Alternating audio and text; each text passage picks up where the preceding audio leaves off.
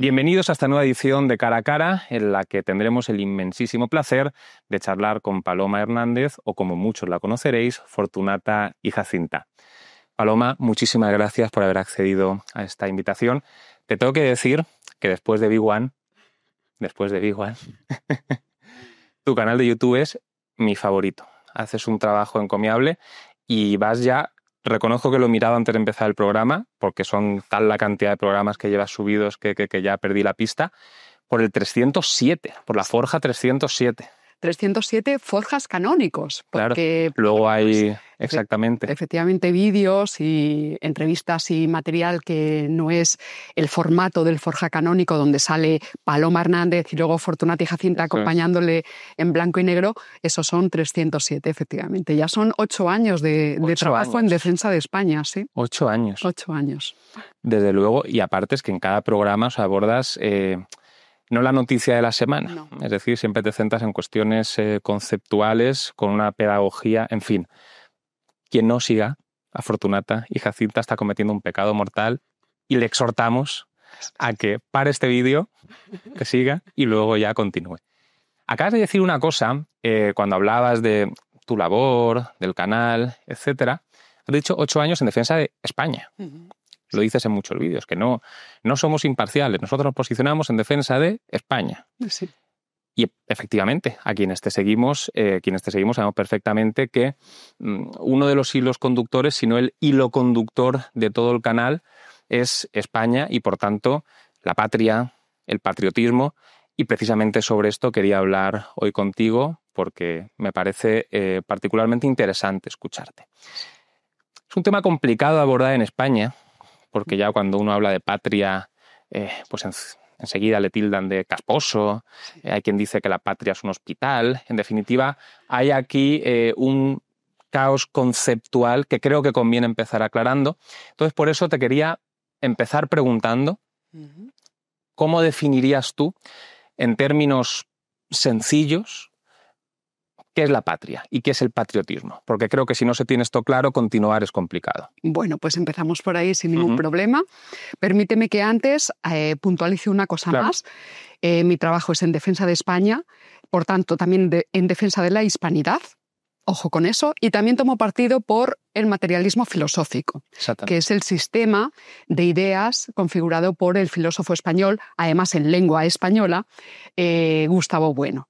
Entonces, la idea de patria por la que yo tomo partido es una idea que, como dice Gustavo Bueno, es una idea objetiva, es decir, que tiene está asentada sobre una realidad palpable, empírica, objetiva. No es simplemente una idea que flota ahí entre las estrellas, ¿verdad? Una especie de constructo mental o psicológico de un puñado de individuos nacionalistas españoles o de lo que fuera, ¿no? Sino que las ideas son objetivas y que se construyen históricamente. Entonces, esta idea de patria que yo voy a definir ahora es una idea que ya remite a un contenido real que está dado desde hace muchísimos años. Luego hablaremos de esto seguramente. Entonces, ¿qué es la patria? Bueno, pues la patria es el territorio. Bien. La patria no es solamente un sentimiento, no es solamente una idea, como algunos dirán, una idea cursi, una idea romántica, una idea pasada de moda. Tú has citado a Errejón, la patria es un hospital. Pablo Iglesias decía, por ejemplo, que él no podía pronunciar la palabra España y que él, en todo caso, era patriota de la democracia. Es decir, ahí tenemos una idea subjetivista de patria, según la cual Pablo Iglesias Turrión, Pablo Manuel, dice que la patria es la democracia. Y otros van a hacer el reduccionismo a una idea de patria particular, y ahí vamos a tener a todos los nacionalismos fragmentarios. Entonces, en vez de hablar del todo social, que es España, la patria España, pues van a hablar de la patria chica, o sea, de la patria vasca, de la patria catalana, de la patria leonesa, gallega, etcétera, etcétera. Sobre eso advirtió ya en el siglo XVIII nuestro querido Benito Feijóo. También luego a ver si tenemos tiempo y rematamos la cosa preciosa que decía ahí Feijóo. Entonces, ¿qué es la patria? La patria es el territorio. Esto lo sabía ya Homero. porque aunque no estaba definida como tal esa idea, ya estaba ejercitándose en la realidad empírica, en la realidad política. Entonces, la patria es el territorio y sus riquezas sobre el que se asienta un determinado grupo social. Eso desde el materialismo filosófico forma parte de una de las 3 capas del Estado. Permíteme, Álvaro, que me ponga un poquito sistemática, pero es que se entiende muy fácilmente. El Estado es lo mismo. El Estado no remite únicamente a la idea de Estado moderno que se configura recientemente, sino que los Estados existen desde hace milenios. Y luego otra cosa es que a nivel o a escala filosófica se vaya representando esa idea en términos filosóficos. Por ejemplo, Aristóteles ya está utilizando la palabra Estado, ya está hablando de Estado en esos términos. Entonces, el Estado tiene 3 capas, que es la capa conjuntiva, capa cortical y capa basal. La capa basal es el territorio, donde están los recursos y las riquezas de un determinado conjunto social que se asienta en ese territorio, se apropia de él y va allí configurando las distintas instituciones que reglan la vida social de ese grupo social a través de una institución fundamental que es la frontera, que es capa cortical. Cortical es corteza, ¿verdad? Es la corteza que separa a ese territorio, a esa patria, de otras patrias. Y la muralla, pues son los límites de las leyes. Esto lo decían los clásicos de la antigüedad también, ¿verdad? Entonces, esas murallas defendidas por los ejércitos, lo que está haciendo es separar un estilo de vida, un derecho, una jurisdicción, unas costumbres, una moral, de otras morales que circundan a ese grupo social. Lo que hay dentro de la patria son contenidos tanto culturales como naturales. Por eso decimos que el secesionismo es un robo. Cuando un secesionista catalán dice que él quiere un Estado propio, lo que está diciendo es que quiere robar una parte del territorio y sus riquezas que son de todos los españoles y además no de los que estamos vivos ahora, sino que esa patria es una herencia del pasado, es una cosa que nos han legado nuestros antepasados. La patria es la tierra de los padres y también es un legado que nosotros recibimos y que tenemos el deber de conservar de cara a los españoles que vengan, a los siguientes, ¿verdad? Entonces es una propiedad de la nación y la nación es más que el pueblo. Perdóname porque yo creo que me extiendo mucho. No pidas perdón, explica las cosas como consideres oportuno, porque quienes te seguimos sabemos que pocas personas, si no alguna, sabe explicar las cosas mejor que tú. O sea, explica con toda libertad lo que quieras y como quieras, de verdad. Muchas gracias, Álvaro, porque es que es muy importante que pongamos en... Y te comprendo porque hay muchas veces en las que uno quiere explicar una cosa y tiene en su cabeza todo el desarrollo y a lo mejor si quitas 3 o 4 premisas, luego... Se queda cojo. Se queda cojo, luego, en fin. Por eso te digo, no me pidas perdón y explica las cosas como consideres oportuno. Vamos allá. Porque es un robo el secesionismo y además es uno de los delitos políticos por antonomasia. También estaba eso ya identificado por los clásicos de la antigüedad, ¿verdad? Porque es el robo de lo común. No hay nada más común que la patria, no hay nada más común que el territorio y las riquezas que contiene ese territorio. Cuando un secesionista pretende crear un Estado propio, lo que está diciendo es, mira, yo voy a robar al resto al todo social, voy a robarle una parte del territorio, pero es que además me voy a quedar con sus ríos, sus bosques, sus parques, sus hospitales, sus carreteras, sus colegios, sus museos, su riqueza patrimonial, por ejemplo, pues los monumentos, por ejemplo, las catedrales, en fin, las autopistas, las líneas de ferrocarril, los puertos, las playas. Es decir, es un robo en sentido estricto. Es un robo en sentido estricto. Lo que pasa es que nos lo están vendiendo como un derecho que tendrían ciertas naciones prístinas a poder desarrollar su cultura de forma soberana.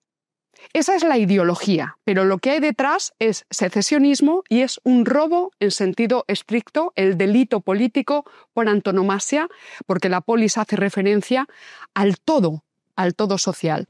Esto también viene desde antes, desde Aristóteles.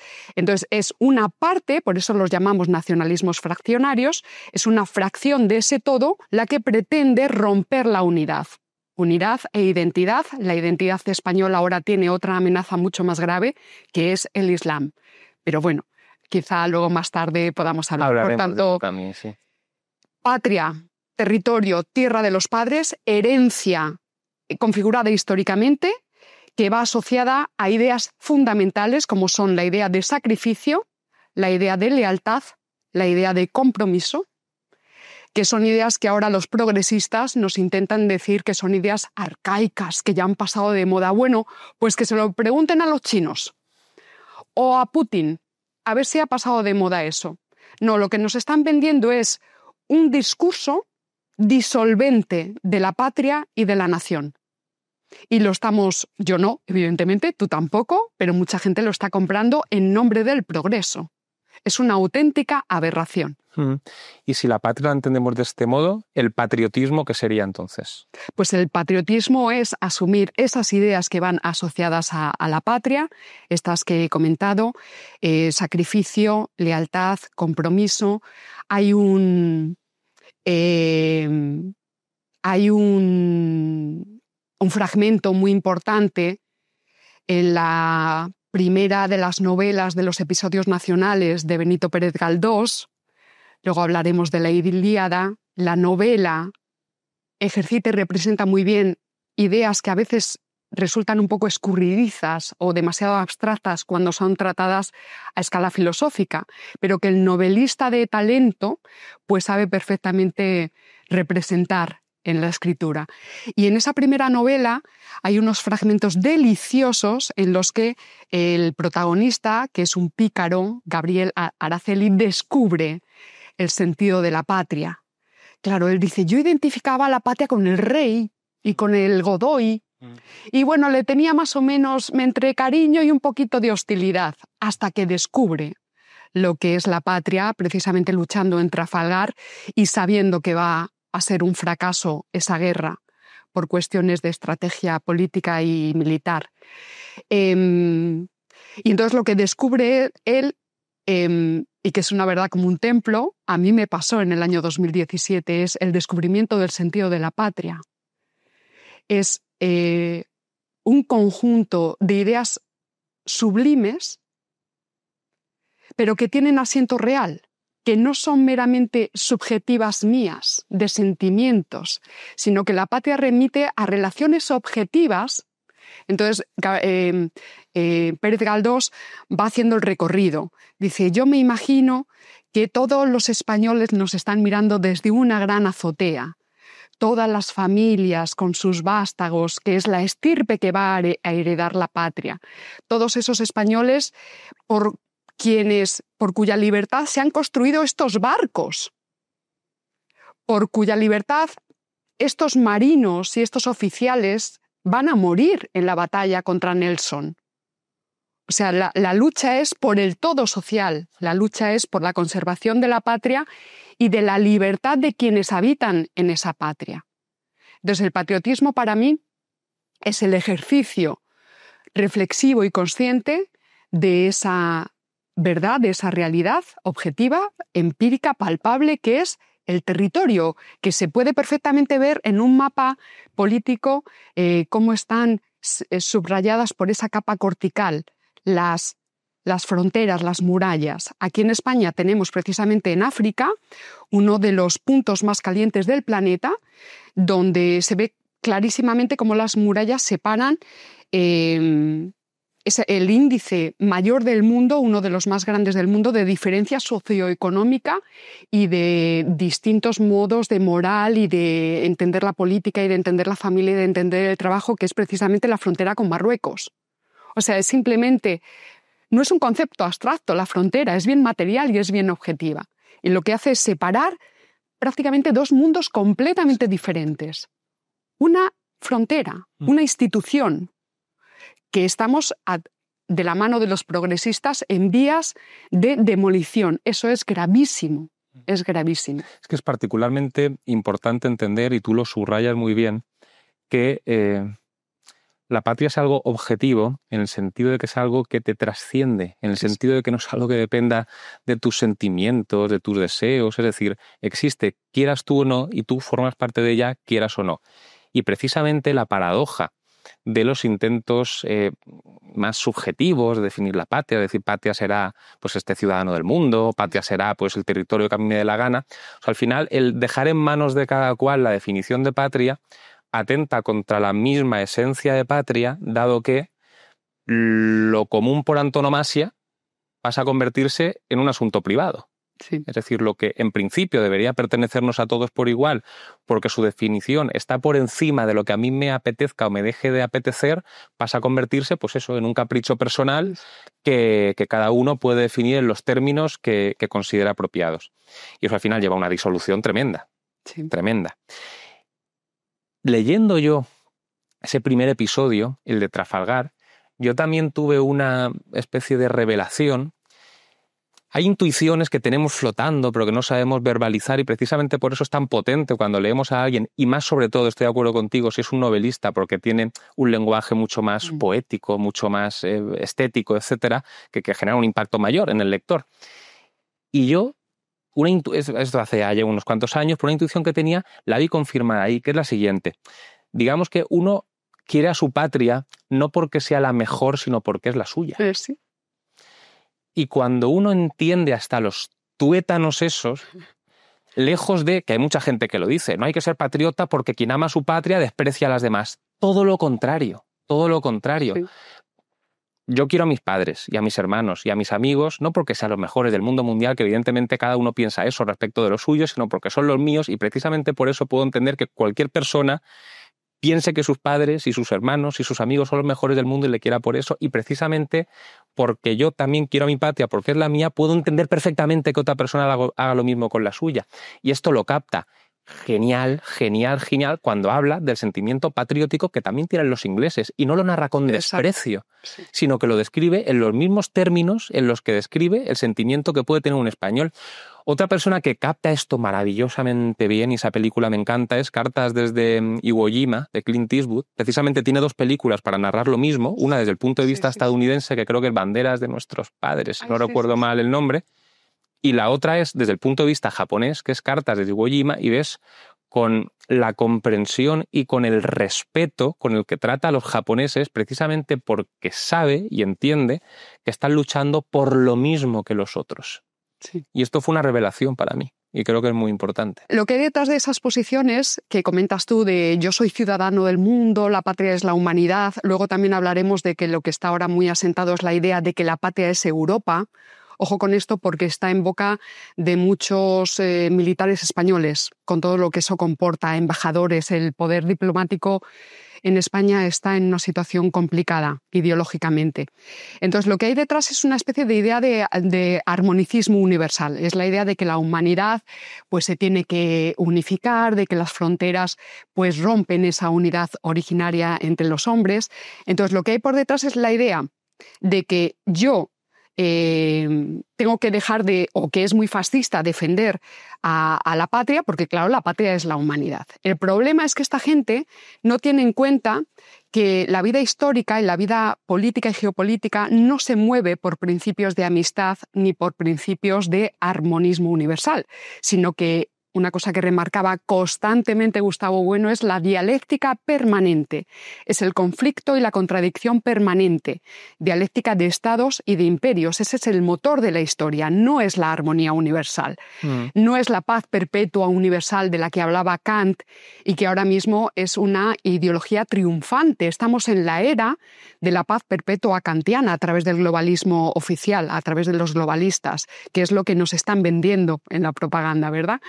Entonces, esa es una ideología perversa porque la realidad es la dialéctica de estados y de imperios. Cuando tú dejas de defender a tu patria, lo que va a ocurrir es que otras patrias se van a aprovechar de esa debilidad. Eso es. Pero además no por maldad, no por codicia. Por su propia dinámica. Su propia dinámica, y porque ese es el motor de la historia.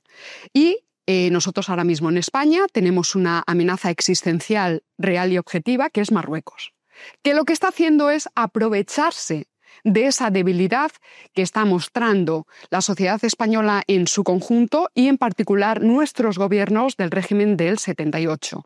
Me dan igual los colores, uno detrás del otro, porque el régimen del 78 es un régimen que está construido de cara a los intereses de ciertas potencias extranjeras. Entonces es un régimen que ya nace corrompido y debilitado y que después de varias décadas estamos viendo los defectos estructurales de ese régimen del 78 que en sí mismo es disolvente.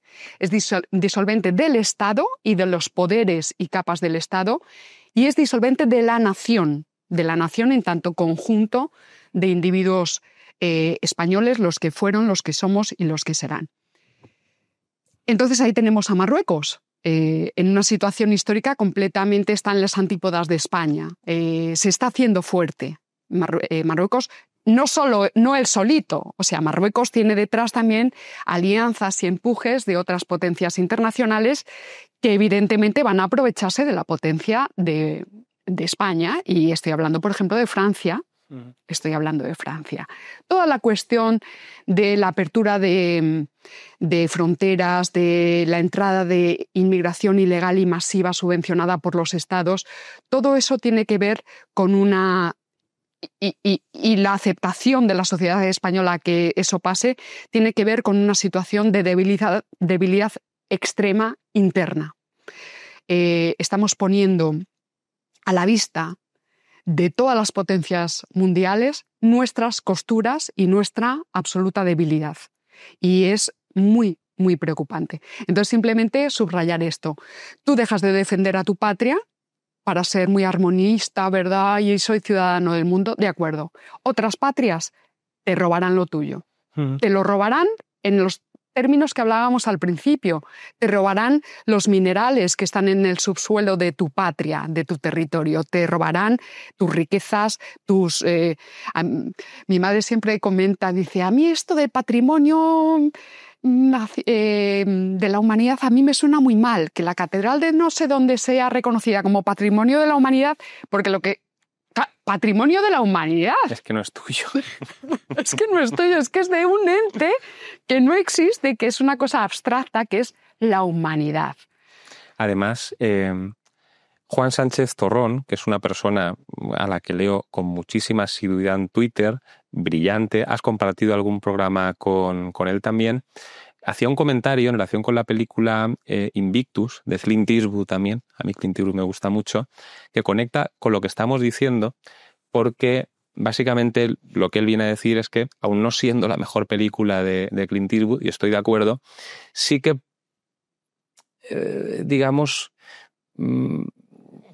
conecta con una verdad esencial, que es que la idea de humanidad tiene mucha menos potencia que la idea de patria. Y dice que en la película se muestra perfectamente cómo esa discordia entre blancos y negros no se pretende solucionar apelando a una idea abstracta de humanidad en el sentido de, bueno, sois negros vosotros, sois blancos vosotros, los dos sois humanos, reconciliaos. No se canaliza de esa forma, ni se pretende reconciliar a esa gente de esa forma, sino apelando, volvemos a algo común, que es la patria que todos ellos tienen, en el caso de la película encarnada en el equipo de rugby, y de hecho durante la película, que esto es verdad, se ven un montón de carteles donde pone un equipo, una nación, y precisamente es de esa forma, porque es algo más concreto, algo más palpable, como esa reconciliación termina sucediendo. Te quería hacer una última pregunta para terminar, digamos, con este bloque más conceptual, que es la siguiente, y yo creo que es importante precisarlo. ¿Por qué cuando hablamos de patria nos referimos a España? En el sentido de, no es la patria Europa y tampoco es la patria Cataluña, porque hay quien te podría decir, no, la patria es pues el País Vasco, o Cataluña, o mi ciudad, digamos, ensanchándolo. O hay quien te podría decir, no, la patria es Europa, o bueno, ya el mundo, y este tipo de historias. ¿Por qué se concreta en España la patria? Bueno, porque al principio hemos comentado lo que es un Estado. Un Estado es una realidad que está mucho más allá de la idea de Estado moderno y todo esto, y que volvemos a decir, es una realidad objetiva. Un Estado no es cualquier cosa. Escotado, bueno, pues podrá decir líricamente y poéticamente que él es un Estado soberano. Millau es un Estado soberano, pero eso es una concesión, es una metáfora. Se puede decir que una comunidad de vecinos se está haciendo política cuando eligen poner mármol en la escalera en vez de madera, pero eso en realidad son excesos. Es un mal uso de los términos, una mala comprensión de las ideas y de las realidades. Lo que se hace en una comunidad de vecinos no es política. La política necesariamente remite a la acción de la polis en un sentido amplificado, pero tirando del hilo de Aristóteles. Evidentemente, en nuestra época la polis ya no es la ciudad-estado griega, pero sí que es un resultado histórico de aquello que se está allí configurando. Entonces, una comunidad de vecinos no es la polis. No es la polis. Ahí, en vez de democracia, por ejemplo, tendríamos que hablar de decisiones que se toman por consenso entre un grupo de personas. Pero no es política en sentido estricto. Por tanto, el Estado no es cualquier cosa y ahora mismo nosotros podemos señalar con el dedo realidades objetivas que están dadas en el mundo por encima de nuestra propia voluntad. O sea, yo me puedo enfadar, me puede gustar más o menos, pero evidentemente la humanidad ahora mismo está dividida en estados. No hay ningún grupo humano ahora mismo que quede fuera de un estado. Estamos en la pura y en la triunfante era en la etapa política por antonomasia, que es toda la humanidad distribuida en estados en constante dialéctica unos con otros. Y esos estados están homologados unos con otros, están reconocidos a través de ciertas instituciones y ese tipo de cosas. Y el Estado, cuya capa basal cuya patria es la nuestra, es una cosa que se llama España. Punto y pelota. O sea, Cataluña no está reconocida, no está identificada como un Estado por ningún otro Estado del mundo. Hay amenazas, porque ahí está el problema. Es decir, los catalanes secesionistas, no es que sea imposible que ellos configuren un Estado propio, sino que eso lo conseguirán en la medida que sean capaces de mantener la lucha y la negociación. Entonces, es muy importante que los patriotas españoles no cejemos en nuestro empeño de decir que la patria no es la patria particular, sino que la patria es la patria común de un Estado y de una nación que vienen configurados históricamente desde hace siglos y que está identificado desde los de fuera como algo que tiene una unidad y una identidad. Cuando desde Francia, en el siglo XVI, se señala monarquía hispánica, se está identificando ya como una realidad que tiene ya una unidad y una identidad. Las Españas, porque ahí estamos ya en las Españas americanas también, ¿no? Eso son las Españas. Y desde dentro también es identificado como una unidad y una identidad completa y cerrada. Cervantes, el Quijote, es espejo de la nación española. Entonces, esa es la cuestión. No son realidades psicológicas subjetivas del individuo de turno, sino que son realidades objetivas que están reconocidas emic y etic, desde dentro y desde fuera de nuestras coordenadas. Y lo mismo Europa. Lo que tenemos con Europa, más bien el europeísmo, es un proyecto. Es un proyecto que está en marcha desde hace décadas, que es la idea de destruir la Europa de las naciones canónicas que decía De Gaulle, Francia, España, Portugal, Alemania, para configurar una Europa de las regiones o una Europa de los pueblos. Ese es un proyecto que está en marcha pero que no se ha cumplido. Lo que pasa es que toda la inercia, digamos, va dirigida hacia esa destrucción de las patrias grandes para hacer una Europa mucho más domesticable, que sería la Europa rotita en etnias, en grupos etnolingüísticos, cada uno con su cultura propia, separado del resto. Eso nos condenaría y nos está condenando a la absoluta irrelevancia geopolítica. Porque la geopolítica se administra y funciona sobre todo a través de grandes plataformas continentales. Tendríamos la plataforma eslava con Rusia a la cabeza, tenemos la plataforma anglosajona con Estados Unidos a la cabeza, tenemos la plataforma asiática con China a la cabeza, la plataforma islámica a todo trapo funcionando, y tenemos otra plataforma gigantesca que no es la Unión Europea, es extremadamente débil, que es la hispanidad, con España, México, Venezuela a la cabeza. El problema es que la hispanidad no lo sabe. No sabe que tiene esa potencia geopolítica y está completamente subordinado y vendido a los discursos y a las políticas de disolución interna. La hispanidad está renunciando a ser y a trabajar y a funcionar históricamente a una escala geopolítica. Está renunciando de forma deliberada y consciente, dirigida por unas élites políticas, periodísticas, intelectuales, artísticas, el mundo del cine, corruptas absolutamente, traidoras de la patria, de cada una de nuestras patrias, traidoras a la patria de Colombia, traidoras a la patria de Argentina, traidoras a México, traidoras a España. Son nuestras élites las que están vendiendo nuestras patrias a otras potencias extranjeras. Uh-huh. Me interesa pasar a hablar ahora de forma esquemática. Tengo un par de preguntas simplemente al respecto, pero como sí que es una cuestión con la que yo me encuentro de vez en cuando, me interesaba planteártela, que es la siguiente. Hay quien dice que la patria pues, es un constructo social, un invento moderno, normalmente porque yo creo que equiparan la idea de patria y patriotismo con pues, los movimientos nacionalistas del siglo XVIII, XIX, hacen un totum revolutum, te dicen que es lo mismo y dicen que la patria y el patriotismo pues, es algo que nos han inoculado y que tiene 200 años de historia. Sí. Entonces, quería empezar preguntándote, para contestar a esta gente, ¿qué les responderías tú? Es decir, ¿la patria es una idea moderna que nos hemos inventado anteayer o es algo que conecta con ideas que ya estaban ahí de forma objetiva en la antigüedad hace milenios? Exacto, pues sí. Es esto último, ¿no? Sí.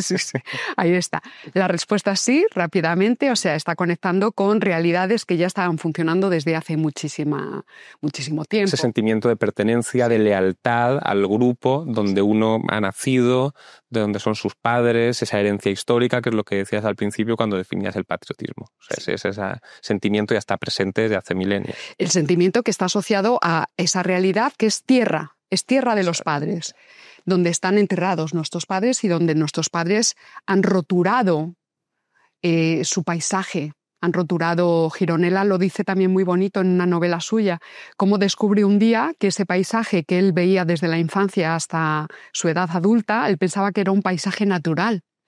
Dice, esto lo ha hecho la naturaleza. Hasta que en su madurez se da cuenta de que no, de que es un paisaje roturado, está configurado históricamente por capas y capas de antepasados que van dando forma a ese paisaje de su patria. Entonces, estas ideas son también muy bonitas. Gustavo Bueno va a hablar en su ensayo sobre la filosofía política, va a hablar de varios periodos. Un periodo prepolítico en el que todavía no está configurado el Estado como tal. Bueno, primero estarían las sociedades naturales que no tienen forma política todavía. Luego hay una fase de prepolítica en la que el Estado ya tiene capa basal y capa conjuntiva, pero no tiene frontera todavía y, por tanto, todavía no hay capa cortical, todavía no hay ejércitos, todavía no está configurada la corteza. Luego está la etapa propiamente política, que es en la que estamos ahora mismo insertos. Ahora voy a retomar con lo que me comentabas. Y luego él postula una etapa pospolítica que podría estar ya en marcha, en la que habría dos partes. Una etapa apolítica, en la que definitivamente hubiera desaparecido la forma del Estado, pero eso lo especula no porque esté ya dada, sino que a lo mejor podría ocurrir la desaparición de la forma estatal, ¿verdad? Igual que había etapas sin Estado, pues podemos llegar a otra etapa histórica de los seres humanos en los que vuelva a no haber estados. Pero dice, en cualquier caso, esa etapa la especulamos a escala filosófica, pero no está.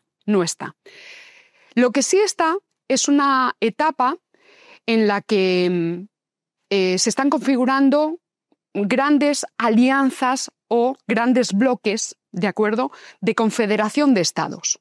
Es en lo que estamos ahora mismo.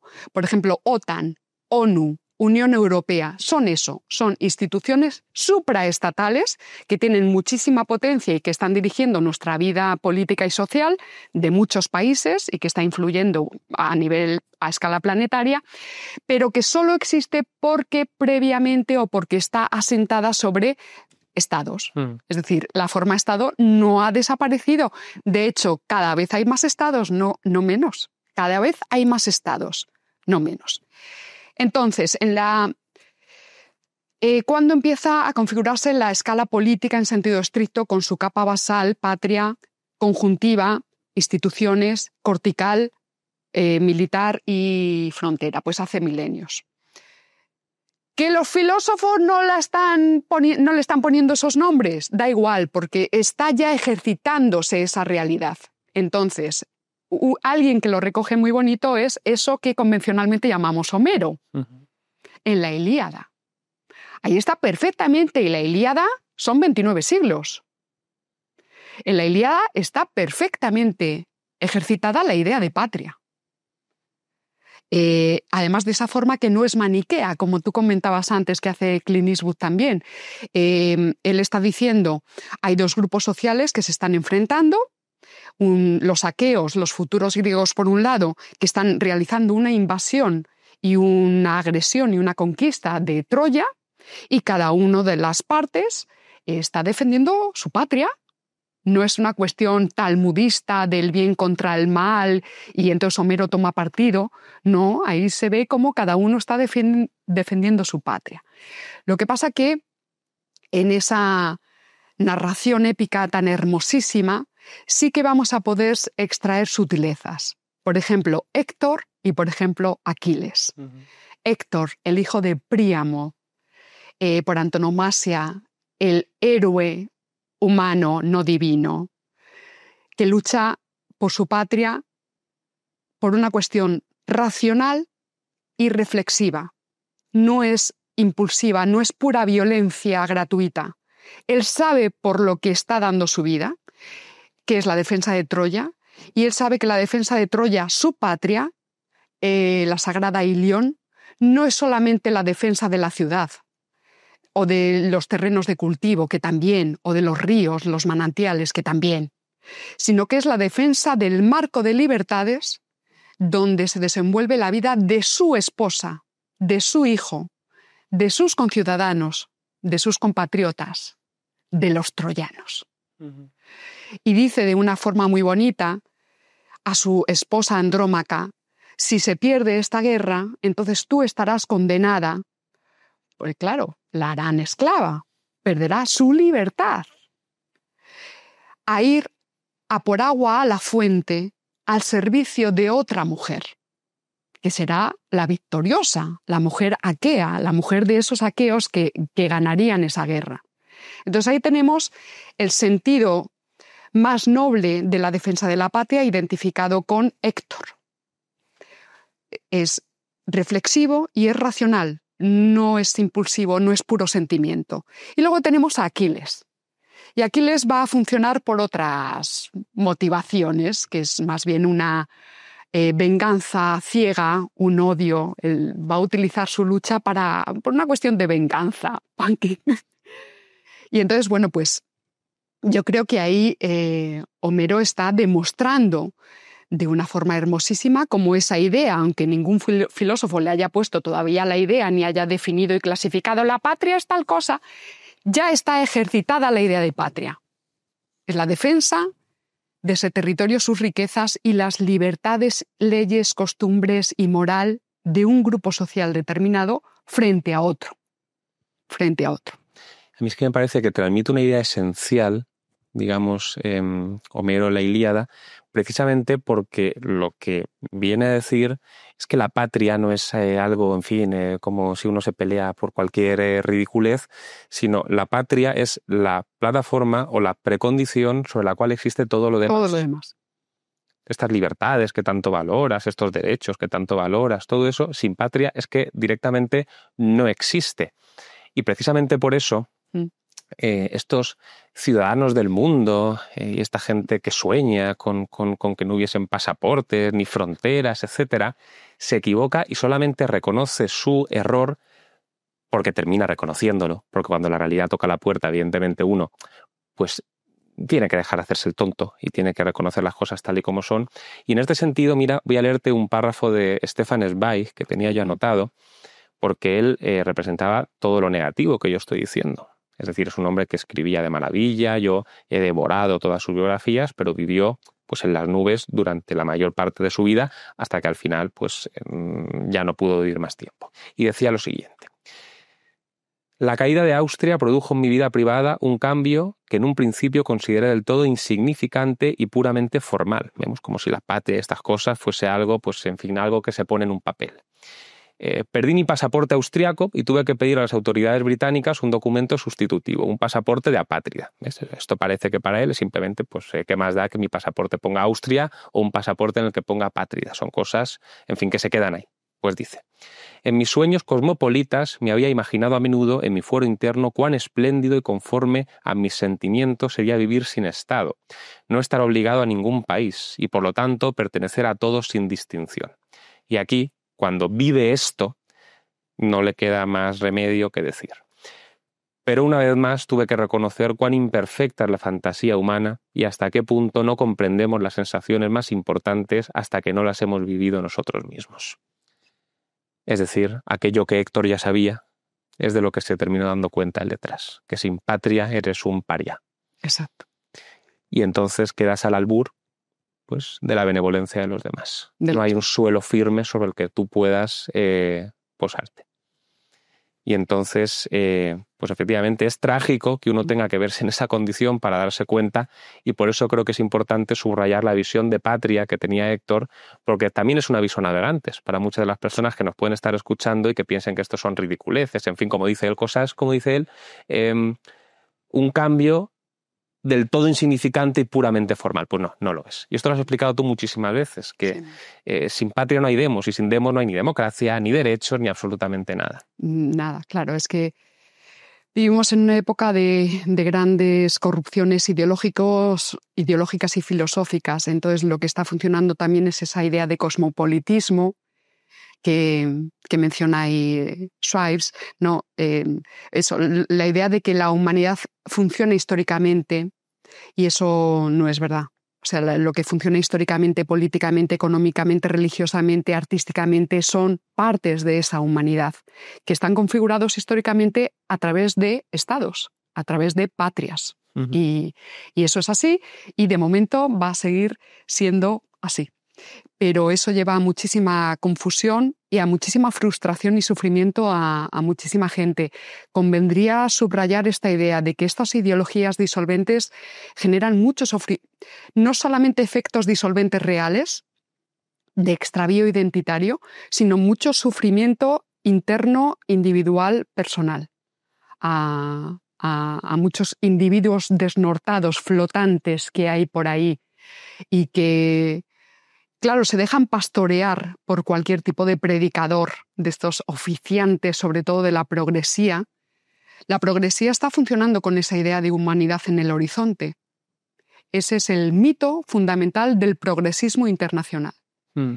Es la idea de que en el horizonte de su acción política, o sea, ellos, los progresistas internacionales, su acción política es volver a unificar a la humanidad en torno a una serie de formas que son la democracia, que es el individualismo, la ruptura de las fronteras, la disolución de las religiones, porque las religiones también rompen la unidad de los hombres. Es el modelo laicista, es el modelo en el que se dice que las familias son instituciones opresoras. Todo eso está generando muchísimo daño a todas las escalas. Hablando de Schweitzer, hablando de Homero, es que entre medias luego ya aparecen los filósofos que sí que empiezan a definir y clasificar estas ideas. Y es que esa idea de patria está en Platón perfectamente identificada. Filosofía en sentido académico. Académico no es universitario. Esto lo decimos porque Gustavo Bueno subrayaba siempre esto. Filosofía en sentido académico no es universitario. La universidad está podrida. No, académico se refiere a la sistematicidad que le otorga Platón al tratamiento de las ideas. Definición y clasificación de las ideas. Entonces, Platón ya está identificando, definiendo y clasificando esa idea de patria. Y yo, si me permites, claro que sí, tenía aquí subrayado lo que aparece, por ejemplo, en el Critón. Claro. Uh-huh. Ahí pues tenemos a un Sócrates que ya ha sido condenado a muerte, por cierto, por una Atenas demócrata, ¿verdad? Uh-huh. Y entonces él dice, la patria merece más honor que el padre y que la madre. Allí, es decir, en la defensa de la patria, está el deber y no es permitido dar un paso atrás. Aquí está haciendo referencia a la idea de sacrificio que se está perdiendo en nuestros días. Es gravísimo. Sacrificio hace referencia a lo sagrado. Es la idea de que por encima de nuestras necesidades individuales, psicológicas, subjetivas, hay algo más. En este caso, la idea de patria. Suprasubjetiva.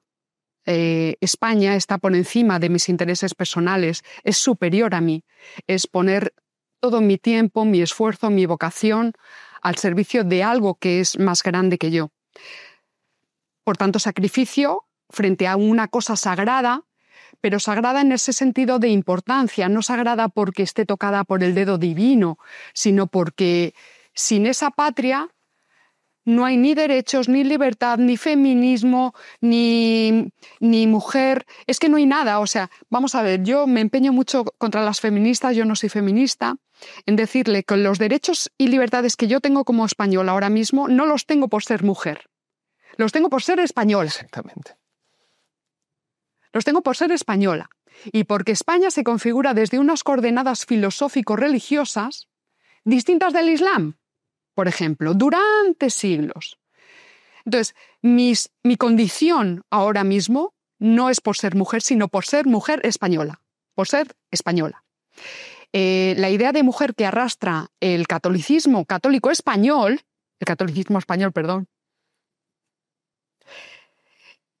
lo hace por ser español. Porque Portugal también era católica. Pero es que resulta que el modelo de imperio que pone en marcha Portugal es completa y diametralmente opuesto al modelo civilizatorio que pone en marcha España. Entonces siempre hay que poner el apellido. El imperio de la monarquía hispánica católica española. No bastaba solamente con ser católica, tenía que ser española. Eso va configurando una serie de instituciones a través de la teología, por ejemplo, que se está configurando en la Escuela de Salamanca en esos siglos, va configurando una determinada idea de mujer.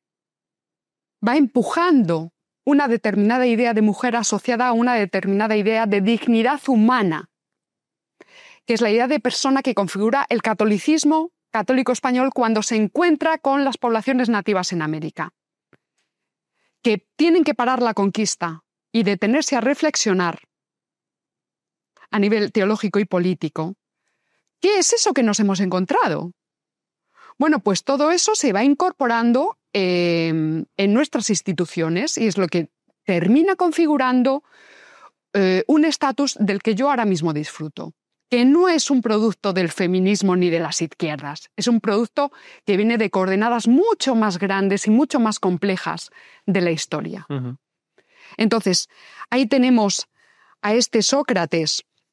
Bueno, es Platón hablando en nombre de Sócrates diciendo la patria merece más honor que el padre y que la madre.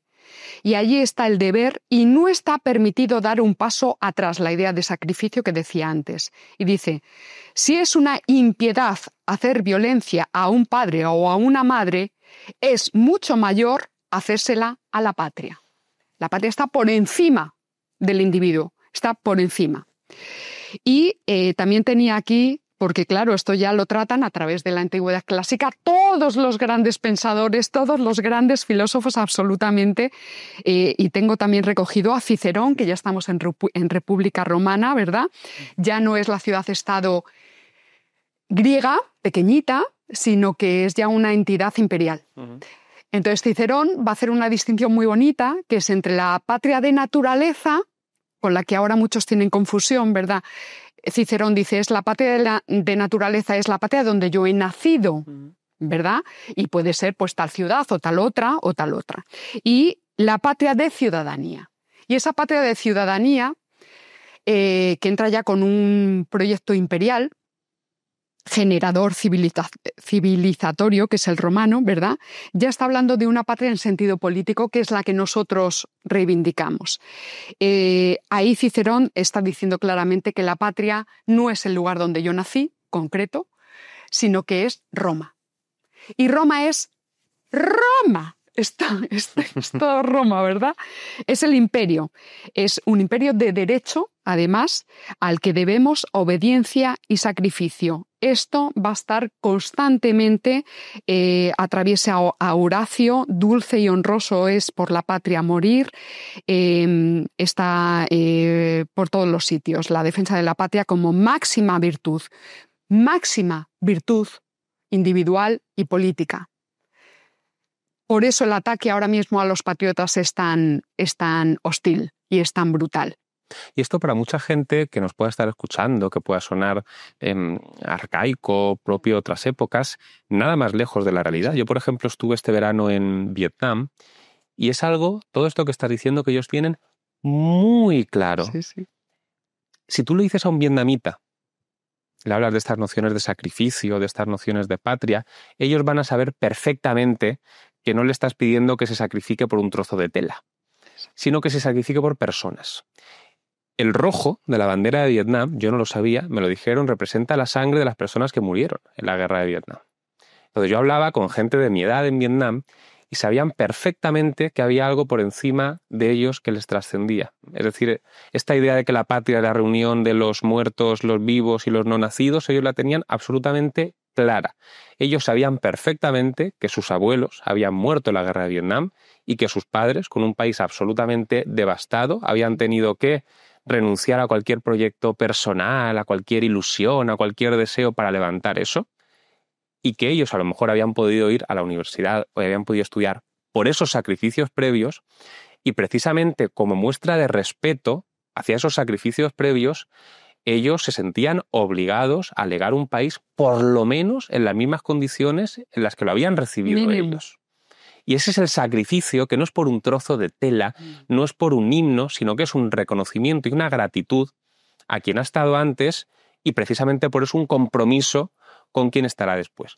Y esto conecta con los efectos positivos que se derivan del patriotismo, más allá de ser un hecho objetivo, incontestable, una herencia histórica, un hecho existencial, etcétera, etcétera, más allá de ser algo que viene dado y que por mucho que no nos gustase está ahí, más allá de eso, sí que se desprenden toda una serie de efectos positivos de la idea de patria y de la idea de patriotismo, que no es simplemente la precondición para la existencia de los derechos, sino otra cosa todavía adicional que yo percibo, no sé cómo lo ves tú, tanto desde un punto de vista individual como desde un punto de vista colectivo. Es decir, desde un punto de vista individual, una persona siente arraigo, se siente parte de algo. Y desde un punto de vista colectivo, genera esta cohesión que en última instancia es la precondición para el sacrificio. Porque si yo no creo que tengo absolutamente nada en común contigo, ¿por qué me iba a sacrificar? O si yo creo que mis nietos no van a ser algo con respecto a lo cual se pueda trazar una continuidad de mí, ¿por qué me voy a sacrificar por ellos? Sí. Es decir, sí que se desprenden toda una serie de efectos positivos de la idea de patria y de la idea de patriotismo, tal y como lo veo yo. Sí, sí. Y efectos, estoy completamente de acuerdo contigo. Y efectos que son también psicológicos. Claro, sí, sí. Ojo, o sea, yo no sabía que era patriota hasta que en el año 2017, sentada en mi casa viendo lo que estaba ocurriendo en Cataluña, yo gritaba a la televisión. diciendo, pero ¿qué es esto? ¿Qué es eso? O sea, esto, las izquierdas, que yo vengo de ese gremio, digamos, las artes plásticas, está muy atravesado por toda la socialdemocracia, ¿verdad? Entonces las izquierdas van a apoyar esto, lo van a apoyar, es terrible. O sea, yo increpaba a la televisión porque vivía sola y no tenía con quién hablar, porque me daba cuenta del extremo peligro en el que podíamos caer en tanto sociedad, y lo que yo extraje de ahí fue muchas cuestiones que efectivamente son a escala psicológica mía. Fuerza, potencia, coraje, valentía, alegría. Estoy hablando solamente a escala psicológica, ¿eh? Porque a escala política es mucho más. La escala política está por encima de lo. Estamos constantemente en esta idea, por encima de lo subjetivo de cada individuo, ¿no? Pero yo quiero precisamente subrayar que a escala psicológica es potentísimo. Hasta el punto de que a mí me cambia la vida completamente. Yo aparco los pinceles, renuncio a mi gremio de las artes plásticas contemporáneas, del mundo del arte contemporáneo, y los coleccionistas, y los museos, y las galerías, y los viajes, y las bienales, con el riesgo de perder amigos, de perder compradores, de perder... En fin, porque me doy cuenta de que hay una lucha que es superior. Que es superior. De ahí extraigo las fuerzas, la motivación, la vocación, la energía para renunciar a tener, en vez de más dinero, menos dinero, para vivir con menos recursos, con más hostilidad en mi entorno, ambiente social, en fin, soportar insultos. Eso te fortalece internamente también. Desprecios, señalamiento con el dedo, cancelaciones, por ejemplo. Insisto que vuelvo para subrayar la parte positiva del patriotismo y el descubrimiento de la patria, que en mi caso es el año 2017. Todos los efectos son positivos. Y cuando pierdes ese sentido de la patria, todos los efectos son negativos. La hispanidad, somos ahora mismo especialistas. Hablando de Vietnam, yo me estaba acordando de una amiga china que me decía algo en esa línea. Me decía, cada chino, era una chica jovencísima, brillante, que estaba pasando aquí una temporada en España. Y hablando de estos temas, se incorporó, se puso sobre la mesa, nos miró a los ojos y nos dijo, a ver si entendéis esto. Cada chino, cada hora, cada día de su vida está trabajando por y para China. A ver quién para la potencia de 1.500 o los que sean ya, millones de chinos trabajando cada hora de cada día de su vida por y para China. Eso es imparable. Por eso China, el crecimiento es espectacular. Porque están en ese momento histórico. Después de siglo de humillaciones, aquí cada patria, cada estado, cada nación tiene su propia historia. España tuvo su época de gloria en que fue hegemón del mundo durante muchos siglos. Hay gente que intenta recortar esa época de gloria del Imperio Español diciendo que es que fue muy poquito. No, perdona, no fue poquito. No fue poquito. Ahora estamos en un momento de decrepitud, de fragmentación de lo que, o sea, de esa unidad e identidad que fue el Imperio Español, la monarquía hispánica, que era a escala global, se empezó a romper y seguimos en ese proceso de fragmentación interna. Y otras potencias al revés, están resurgiendo. Por ejemplo, está resurgiendo el Islam también, empujado por una idea universalizante que es el califato. Es el califato. Entonces tenemos ahí a una realidad que está renunciando a su magnitud, que es la hispanidad, con todos los indigenismos, estas ideologías de autoodio, de renuncia a sus patrias. O sea, el proceso de secesionismos aquí en España es paralelo a los procesos que se están viviendo en Hispanoamérica a través de los indigenismos, que el objetivo es romper a las patrias. Romper a Colombia, romper México, fragmentar, hacer cachitos, pequeñitos cachitos. Es lo mismo, o sea, lo que pasa que aquí decimos separatistas y allí indigenistas, pero son indigenismos todos. Es la ruptura de lo que tenemos en común. Pero enfrente tenemos esta otra realidad que es el Islam Y tenemos a estas otras potencias como China, por ejemplo. Si me permites, para poner también un ejemplo de cómo las murallas son el marco de las leyes, pues tenemos los guetos musulmanes en Europa.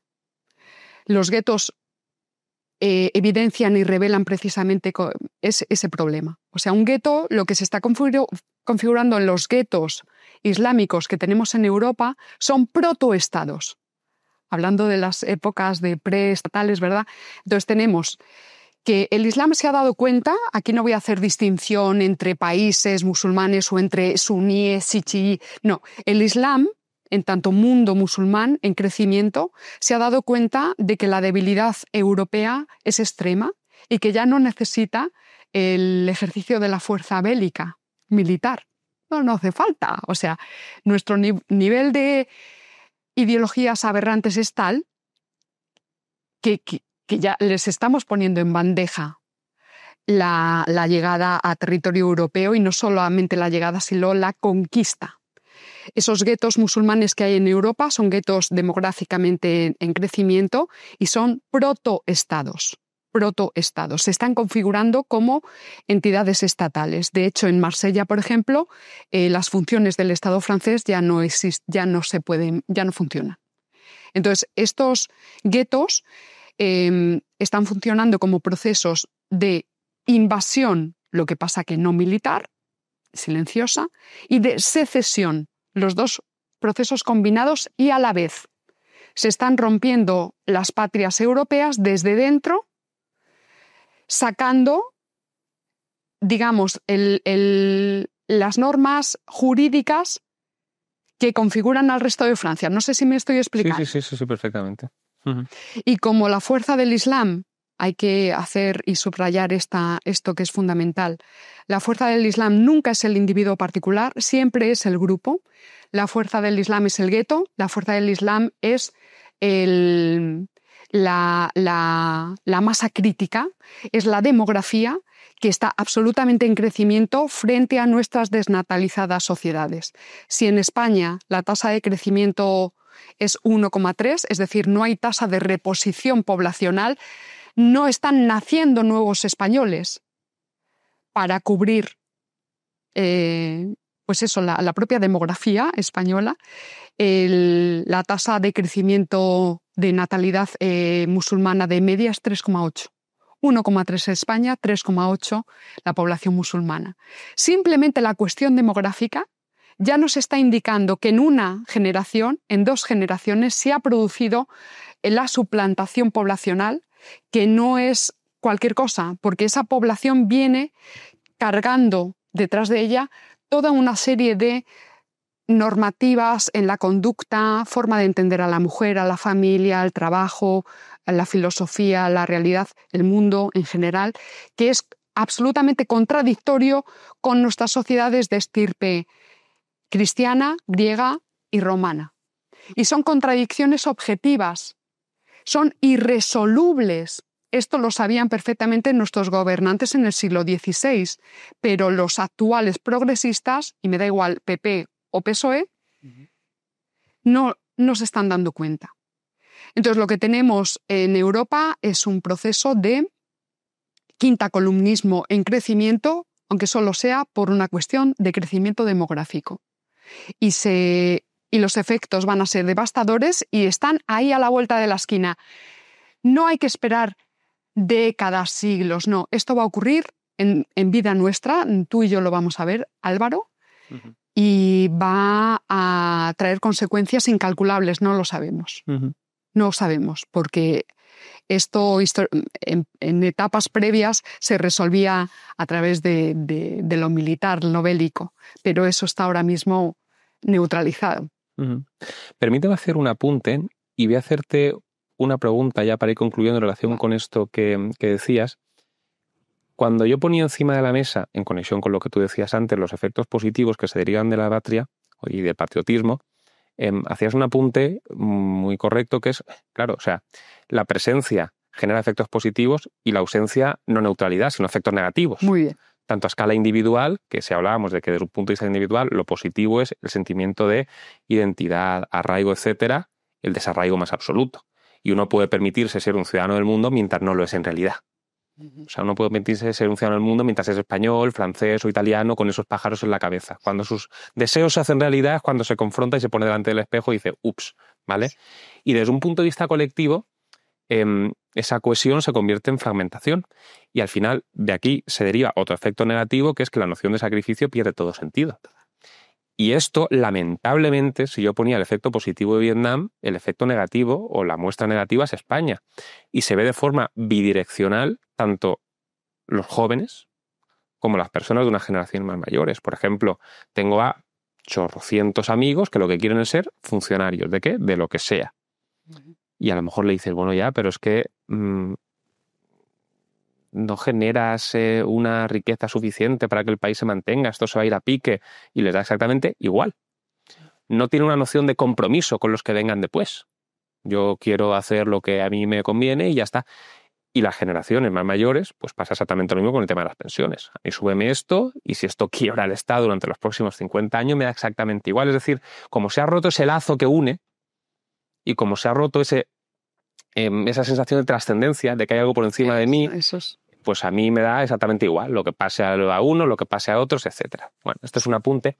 Y quería hacerte una pregunta en relación con el tema. No sé si quieres decir algo, que te veo a punto. No, porque, claro, es importante, trascendente en sentido materialista que decimos nosotros, no porque esté ahí en el cielo uránico, sino porque trasciende al individuo. Exactamente. Está puesto ya en el grupo, que es la familia, que es la estirpe, que va a asegurar la conservación de esa sociedad política. Claro. Porque mirarse al ombligo, a la larga lo que provoca es que, en fin, no va de personas con ombligo. Dicho de forma un poco metafórica. Es decir, cuando yo hablo de que algo trasciende al individuo, no es que hablen dos planos metafísicos distintos. Es decir, lo que tú piensas que voy a hacer mirando por ti, si vives lo suficiente, va a terminar afectándote a ti también, además de a otros. Pero bueno, quería hacerte una pregunta, ya digo, para ir concluyendo en relación con lo que decías del Islam.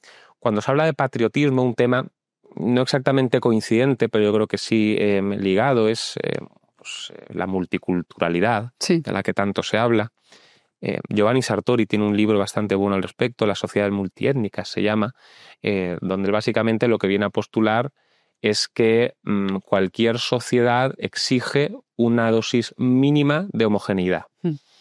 Es decir, este mito de las tres culturas, estas cosas, etcétera, donde dentro de una sociedad pueden vivir personas con visiones del mundo absolutamente irreconciliables sin que pase nada porque la tolerancia prima, etcétera, etcétera, él digamos que no lo comparte. Entonces quería preguntarte cómo o qué efectos puede producir una multiculturalidad extrema dentro de una sociedad, porque hay mucha gente que piensa que no pasa absolutamente nada, y querría saber tu punto de vista al respecto. Vale, pues... Porque sé que has escrito también sobre el tema, has hablado... Claro, aquí hay que hacer la distinción entre multiculturalidad e ideología del multiculturalismo. Ahí es donde se están ahora mismo bregando grandes de los problemas a nivel ideológico-filosófico de muchas corrientes feministas, que es mi último libro, que precisamente lo que yo tengo en un momento dado la curiosidad de ver cómo las distintas corrientes feministas han enfrentado la cuestión tan seria y tan grave del Islam, de un Islam en crecimiento. Y entonces, bueno, pues ahí voy viendo que una de las corrientes feministas que está ahora mismo tiene la hegemonía a nivel universitario y político, es decir, que tienen altavoz mediático, que tienen potencia, que tienen presupuestos, en fin, que tienen dinero, que tienen el apoyo de partidos políticos y este tipo de cosas, están precisamente empujadas por la ideología del multiculturalismo, porque multiculturalidad es una realidad objetiva, es decir, multiculturalidad no es una tontería negarla. ¿Hay múltiples culturas? Evidentemente, por supuesto que sí. Además, tenemos que decir que todos los estados actualmente existentes, año 2025, son multiculturales de suyo, por la propia configuración histórica.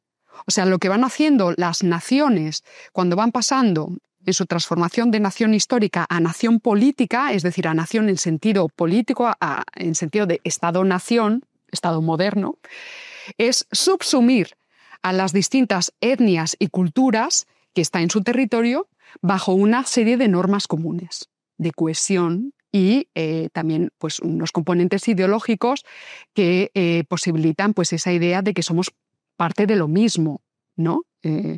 Entonces, todos los estados realmente existentes a día de hoy son multiculturales de suyo, entonces que no nos vendan la moto.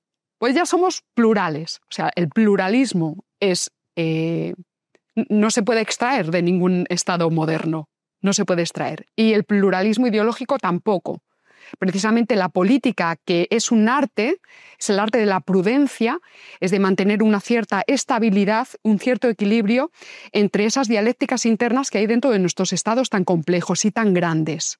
Ya no es la ciudad-estado griega. Son estados muy grandes territorialmente y con muchos millones de individuos dentro, en contradicción unos con otros. La democracia, por ejemplo, es la especificación de esa dialéctica interna.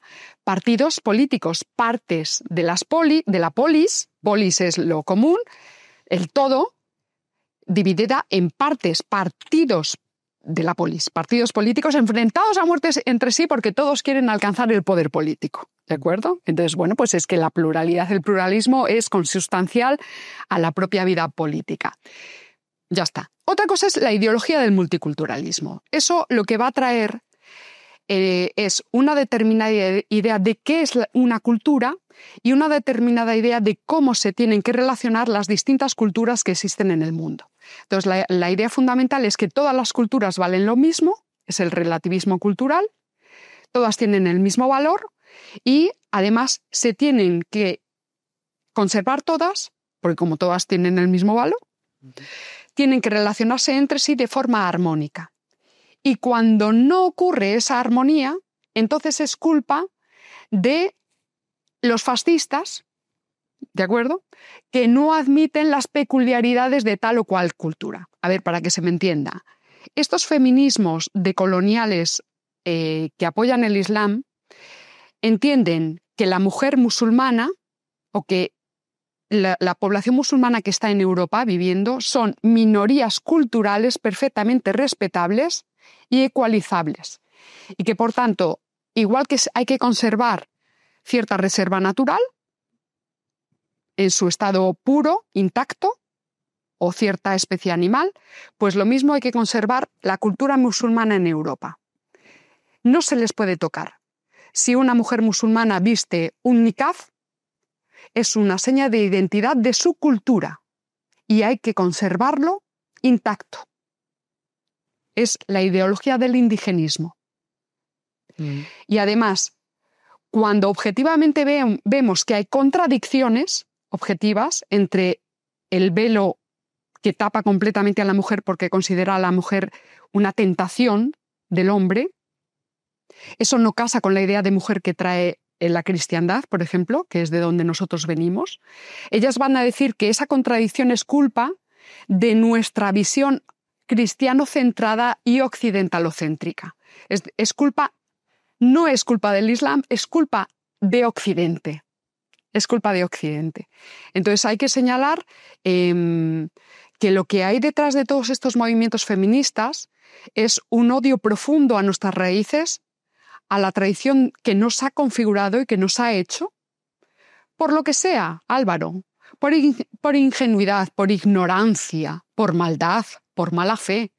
O sea, ese desprecio a las propias raíces, esa confraternización constante con todo lo musulmán y el odio constante a todo lo cristiano, en particular todo lo católico, está impregnando estas posiciones por muchísimas razones, pero desde luego también por razones políticas y geopolíticas.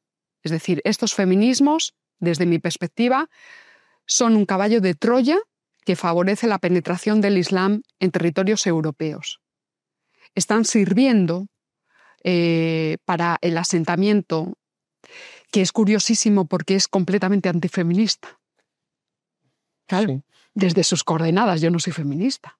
Pero cuando en un gueto en Marsella, una mujer completamente entendida como que su cuerpo es halal y que no se puede mostrar públicamente, está cubierto completamente por telas, está obligada a caminar por detrás de su marido, es depositaria del honor de la familia y por tanto de ella depende conservar ese honor, es decir, el castigo recae en la mujer musulmana que incumple esas normativas, en caso, por ejemplo, de hablar con un infiel, no digamos ya flirtear con un infiel, este tipo de cosas.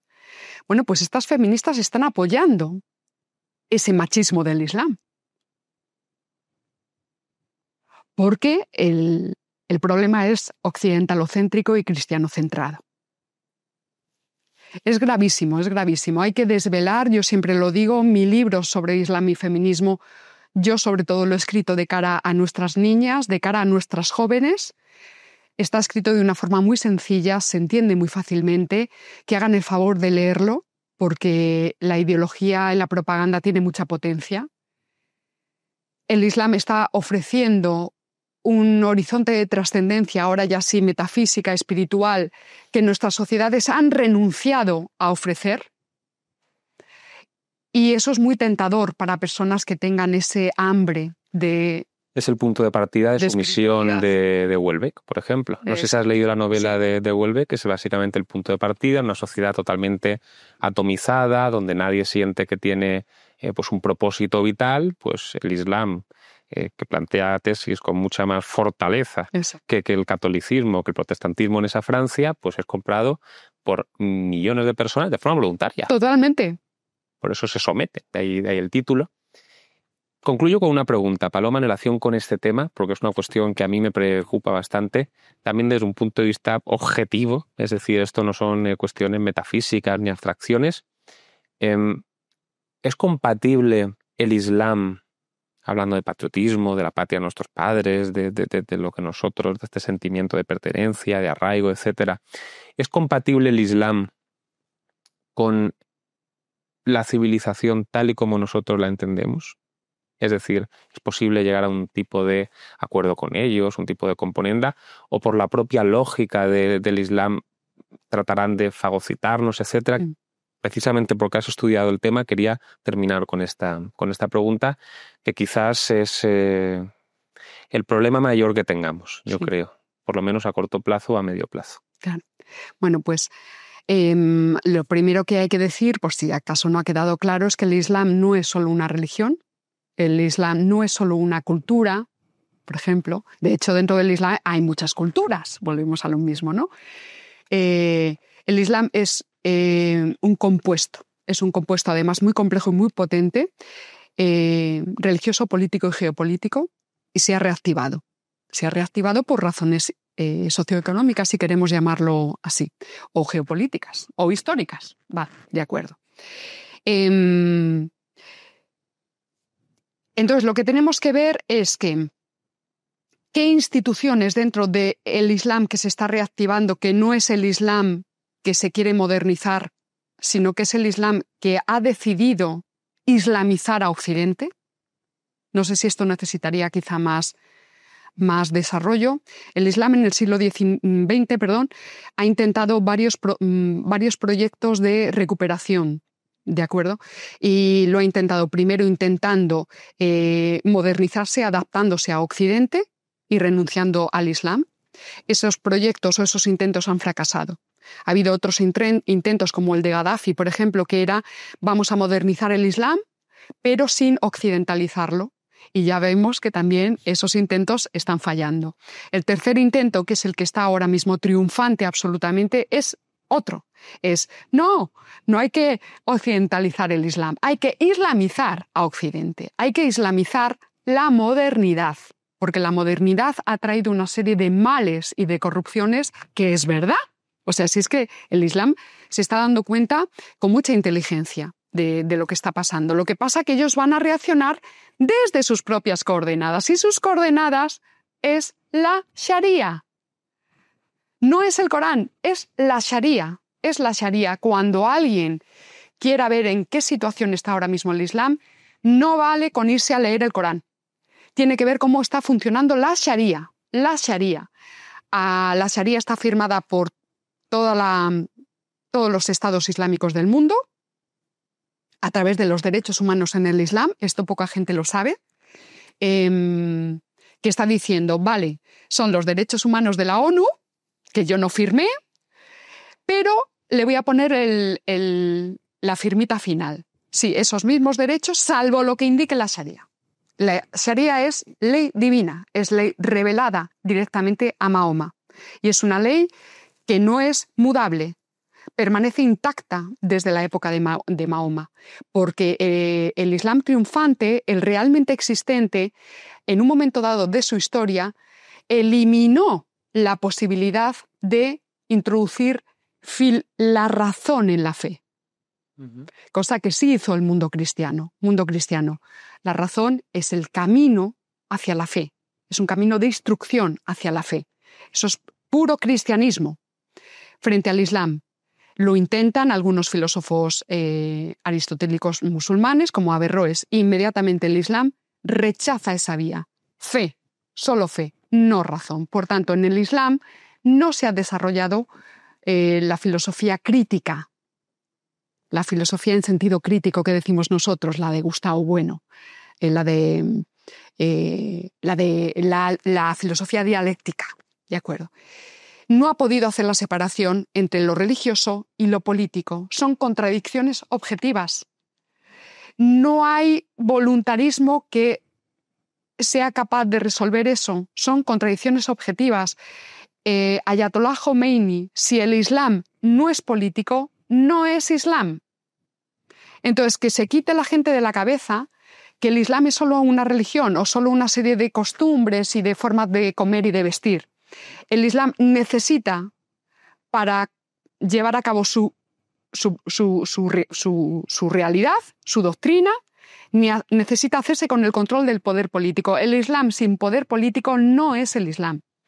Y de hecho, la fuerza que ahora mismo tiene el Islam la tiene a través de la política. Cuando estos guetos musulmanes que hay en Europa, y lo más avanzado lo tenemos en Reino Unido, se hacen suficientemente grandes a través de la demografía, lo primero que intentan hacer es controlar el poder político a escala de barrio, luego a escala de concejalías, ayuntamientos, inmediatamente a escala regional y finalmente a escala estatal. En Reino Unido tenemos ya ministros, tenemos alcaldes, tenemos de todo ya, musulmanes. Pero no por maldad, es que su doctrina es consustancial al Islam. Islam es espada y profeta. Mahoma era espada y profeta del Islam. Es poder político y militar y es poder religioso. Es todo junto. No hay separación. No pudieron hacer la separación teológicamente. El mundo cristiano sí la pudo hacer. Entonces, Álvaro, es que las contradicciones son enormes e irresolubles. Uh-huh. Entonces, o la fuerza, esto no lo va a parar la fuerza de la razón, lo va a parar la razón de la fuerza. La razón de la fuerza es lo que pusieron en marcha reyes católicos, Felipe II y Felipe III. Y ahora no tenemos fuerza. Y volvemos a hablar de patria, y ya con esto termino. Los marroquíes, aunque ganen una segunda nacionalidad, jamás pierden su voto de lealtad a la dinastía alauita. Por terminar yo con un último apunte, tengo un amigo en el ejército y también, más o menos me dijo una cifra que a mí sinceramente me llamó mucho la atención. Me dijo que en torno al 10% de la gente que estaba haciendo la instrucción militar con él eran marroquíes. Y me decía mi amigo que juraban bandera, como todo lo demás. Y yo me preguntaba, ¿en nombre de qué Dios? ¿En nombre de qué Dios y de qué patria? Juran bandera en nombre de qué Dios. Y supongo que para ellos la lealtad hacia su Dios será superior hacia la lealtad hacia nuestra bandera, lo cual es preocupante. Sí. Pero bueno, con esas estamos. Por nuestra culpa no será, nosotros lo estamos intentando. Sí. Muchísimas gracias, Paloma, por haber accedido a esta invitación. Gracias a ti. Creo que ha sido una charla muy enriquecedora, hemos apuntado un montón de cosas, podría estar hablando horas, pero el tiempo de Big One no me deja más. Entonces, si te parece, terminamos aquí de nuevo. Muchísimas gracias. Gracias, como siempre, a todos vosotros. Y si no seguíais a Paloma, si no seguíais a Fortunata y Jacinta, ya estáis tardando. Hasta la próxima.